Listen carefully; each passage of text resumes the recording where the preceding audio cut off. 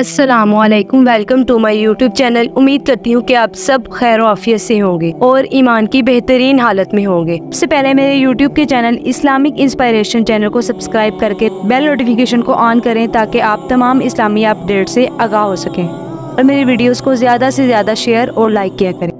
آج کی اس ویڈیو میں ہم بات کریں گے کہ ربیع الاول منانا جائز ہے یا نہیں اور اس کی کیا حقیقت ہے۔ ربیع الاول اسلامی کیلنڈر کا تیسرا مہینہ ہے اور یہ خاص طور پر نبی کریم صلی اللہ علیہ وآلہ وسلم کی ولادت کی وجہ سے خاص سمجھا جاتا ہے۔ اگرچہ اسلامی شریعت میں ربیع الاول کے مہینے کے کوئی مخصوص فوائد بیان نہیں کیے گئے، لیکن اس مہینے کی اہمیت نبی کریم صلی اللہ علیہ وآلہ وسلم کی ولادت اور ان کی زندگی کے عظیم واقعات سے جڑی ہوئی ہے۔ نبی کریم صلی اللہ علیہ وآلہ وسلم کی ولادت کے ساتھ آپ کی رسالت کا آغاز بھی اسی مہینے میں ہوا۔ یہ رسالت انسانیت کو اللہ کے پیغام تک پہنچانے اور معاشرے میں عدل، محبت اور بھائی چارے کا پیغام دینے کے لیے تھی۔ رسالت اور نبوت کی ابتدا۔ نبی کریم صلی اللہ علیہ وآلہ وسلم کی ولادت سے عالم انسانیت کو اللہ تعالیٰ کے آخری پیغام کا آغاز ملا۔ یہ دن نبوت کی ایک نئی روشنی کے آغاز کی علامت سمجھا جاتا ہے۔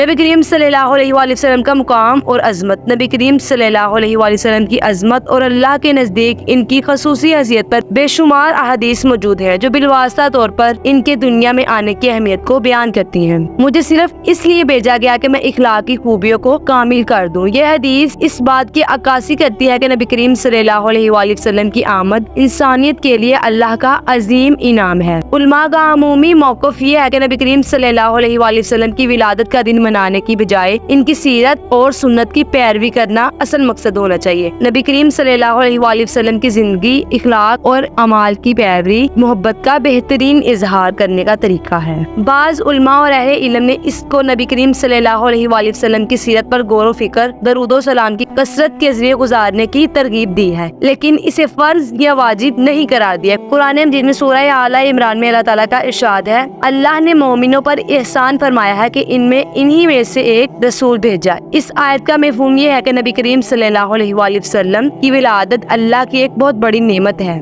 نبی کریم صلی اللہ علیہ وآلہ وسلم کی آمد کی بشارتیں توریت، زبور اور انجیل میں موجود تھی۔ ان بشارتوں میں ایک نبی کی آمد کی پیشن گوئی کی گئی تھی، سچائی اور ہدایت لے کر آئے گا، اور یہ پیشن گوئیاں نبی کریم صلی اللہ علیہ وآلہ وسلم کی ولادت سے پوری ہوئی۔ نبی کریم صلی اللہ علیہ وآلہ وسلم کی ولادت کا مقصد انسانیت کی ہدایت اور اخلاقی اصلاح تھا، جو آپ صلی اللہ علیہ وآلہ وسلم کی ولادت کی عظمت کو اجاگر کرتا ہے۔